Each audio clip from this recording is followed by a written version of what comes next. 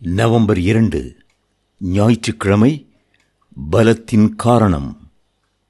உன்னிலும் பலத்த பெரிய ஜாதிகளை உனக்கு முன்னின்று துரத்தவும் உன்னை அழைத்து கொண்டு போய் இந்நாளில் இருக்கிறது போல அவர்கள் தேசத்தை உனக்கு சுதந்திரமாக கொடுக்கவும் எகிப்திலிருந்து புறப்பட பண்ணினார். உபாகமம் 4:38. கர்த்தர் இஸ்ரவேல் ஜனங்களை பலப்படுத்தி அழைத்து கொண்டு வந்ததற்கு ஒரு காரணம் இருந்தது. ஆம், அவர்கள் கானான் தேசத்தை சுதந்திரிக்க வேண்டும்.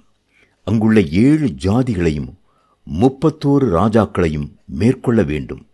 முற்பிதாவாகிய ஆபிரகாம் கால் மிதித்த தேசங்களையெல்லாம் சொந்தமாக்கிக் கொள்ள வேண்டும். அதற்காக கர்த்தர் அவர்களை திடப்படுத்தி பலப்படுத்த சித்தமானார்.